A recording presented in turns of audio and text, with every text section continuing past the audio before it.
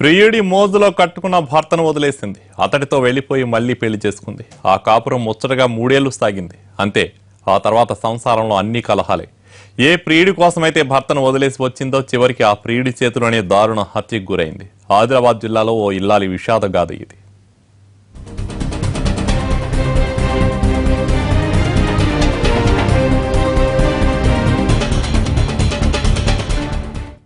భర్తను వదిలేసి ప్రియుణ్ణి నమ్మి మోసపోయి చివరకు ప్రాణాలు కోల్పోయిన ఈమె పేరు జమున.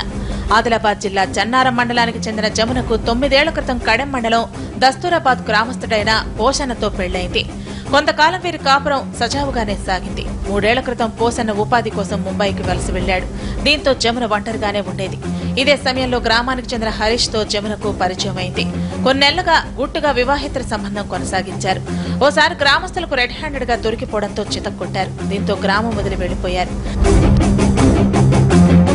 చాలా కాలంగా వివాహేతర సంబంధం కొనసాగుతుండటంతో పెళ్లి చేసుకుందామని జమున ఒత్తిడి చేసింది. దీంతో అయిష్టంగానే పెళ్లికి ఒప్పుకున్నాడు హరీష్. పెళ్లి తర్వాత జన్నారం చేరుకుని అక్కడ కాపురం పెట్టారు. ప్రేమించి పెళ్లి చేసుకున్న వీరి కాపురం 3 ఏళ్లు సజావుగానే సాగింది. 3 నెలలుగా వీరిద్దరి మధ్య గొడవలు జరుగుతున్నాయి. ఇష్టం లేని పెళ్లి చేసుకున్న హరీష్ తరచూ జరిగే గొడవలు తట్టుకోలేకపోయాడు. దీంతో ఎలాగైనా జమున్ను వదిలించుకోవాలనుకున్నాడు. ఈ నెల 5న జమున జన్నారం నుంచి దస్తూరాబాద్ గ్రామానికి ఆటోలో వెళుతుందన్న విషయం హరీష్ కు తెలిసింది. దీంతో హరీష్ బైక్ పై ముందుగానే దస్తూరాబాద్ కు చేరుకున్నాడు. అక్కడ జమున్ను కలిశాడు. తన మిత్రుడు రాజశేఖర్ ను భార్య జమున్ను బైక్ పై ఎక్కించుకుని కడెం డ్యాం కు షికారుకు వెళదామని నమ్మించాడు. షార్ట్ కట్ అంటూ అటవీ ప్రాంతానికి తీసుకెళ్లాడు. అక్కడ హరీష్ అతని స్నేహితుడు రాజశేఖర్ కలిసి జమున గొంతు నులిమి చంపేశారు. ఆ తర్వాత గ్రామానికి చేరుకుని మరో మిత్రుడు గణేష్ ను బైక్ పై అడవిలోకి తీసుకొచ్చారు. ముగ్గురు కలిసి అడవిలోనే గొయ్యి తవ్వి జమున శవాన్ని పూడ్చి చేశారు. ఆ తర్వాత ఏమీ తెలియనట్టు గ్రామంలో మామూలుగానే ఉన్నారు. అయితే 5వ తేదీ నుంచి తమ సోదరి కనిపించడం లేదని జమున అన్న పోలీస్ స్టేషన్ లో ఫిర్యాదు చేశాడు. మిస్సింగ్ కేసు నమోదు చేసుకున్న పోలీసులకు తీగలాగితే మర్డర్ మిస్టరీ బయటపడింది. జమున రెండో భర్త హరీష్ కదలికలు అనుమానాస్పదంగా కనిపించడంతో అతన్ని అదుపులోకి తీసుకున్నారు పోలీసులు. విచారణలో హరీష్ పొంతనలేని సమాధానాలు చెప్పడంతో అనుమానం వచ్చింది. తమదైన శైలిలో విచారించడంతో స్నేహితులతో కలిసి భార్యను చంపేశానని ఒప్పుకున్నాడు ఆ కసాయి.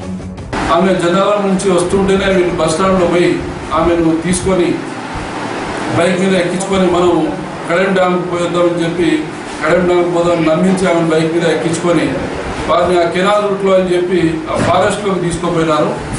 ఫారెస్ట్ లో డీప్ ఫారెస్ట్ లో తీసుకుపోయాక అక్కడ ఎవరు ప్రదేశంలో రాజశేఖర్ మరియు హరీష్ ఇద్దరు కూడా ఒక గొంతు బట్టి నొక్కితే ఒక చేతులు గట్టిగా పట్టుకొని నొక్కడం వల్ల ఆమె చనిపోవడం జరిగింది. హరీష్ ను అతని మిత్రుల్లో హత్య జరిగిన ప్రదేశానికి తీసుకెళ్లిన పోలీసులు జమున మృతదేహాన్ని వెలికి తీసి పంచనామా చేశారు. పాతి పెట్టాక ముగ్గురు కూడా వెనుకకు వచ్చి ఆ గడ్డపారాలను దస్తూరాబాద్ రోడ్డు కొంచెం దూరంలో దాచిపెట్టినారు. ముగ్గురు కూడా విలేజ్ నుంచి వెళ్ళిపోయి మంచిర్యాల ఏరియాలో ఉంటున్నారు. ఈ రోజు ఆ 2 పుస్తకాలను అమ్ముదామని చెప్పి ఉద్దేశంతో వీళ్ళు వస్తున్న క్రమంలో అరెస్ట్ కాబడినారు. బుద్ధిగా భర్తతో కాపురం చేసుకోకుండా వివాహేతర సంబంధం కోసం వెంపర్లాడి ప్రియుడిని నమ్మి చివరకు ప్రాణాల మీదకు తెచ్చుకుంది జమున. ఇలాంటి సంబంధాలన్నీ ఎలాంటి దారుణాలకు దారితీస్తాయో తెలియజెప్పే ఉదాహరణ ఇది.